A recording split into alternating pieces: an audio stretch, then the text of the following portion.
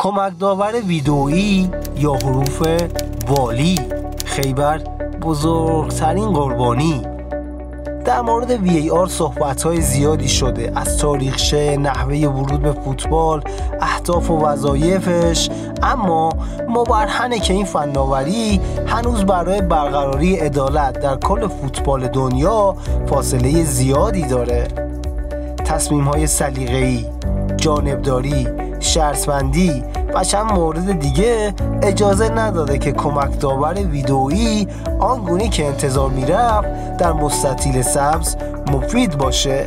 هرچند نباید از تاثیرگذاریش هم در مواقعی چشم‌پوشی کرد. سرانجام این فناوری در فصل جاری لیگ برتر با داستان‌های جور و جور وارد فوتبال کشورمون شده که انواع اقسام حرف و حدیث‌ها، رد یا تایید تصمیم‌های تیم داوری و اتاق VAR، اعتراض تیم‌های مختلف و چندین مورد دیگر رو به دنبال داشته و با توجه به شرایط یحتمل این روند همچنان ادامه داره. اینکه در تمام دیدارهای لیگ برتر از فناوری بازبینی ویدئویی حین بازی استفاده نمیشه یه بحثه، و بحث دیگه تصمیمای عجیب که بعضا قوانین داوری رو هم نقض میکنه. کاری با فصول گذشته نداریم که بی تردید اگر از کمک داور ویدئویی استفاده میشد شاید در پایان فصل جایگاه تیم‌ها در جدول دستخوش تغییرات زیادی میشد،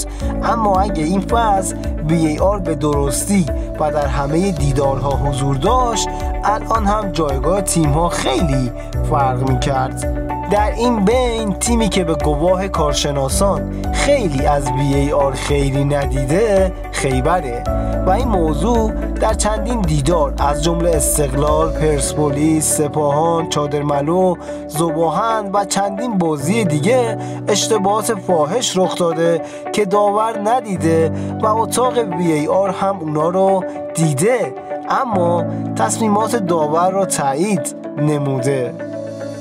کادر فنی و مدیریت باشگاه خیبر به رد عدالت در بازی‌های مختلف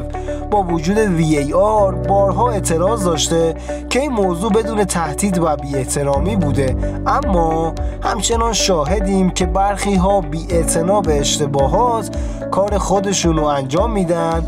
ککشان هم نمیگزه و حتی پس از تایید اشتباهات داوری عذرخواهی نمی‌کنن و انگار نه انگار.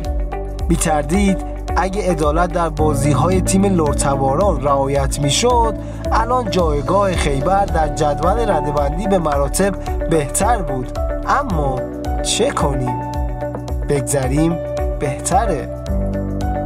اینکه بعضا در فوتبال دنیا هم با وجود VAR اشتباهاتی رخ میده شکی نیست، اما درصد تصمیمات غلط خیلی کم شده و امید میره این موضوع در فوتبال کشورمون هم به کمترین حد برسه.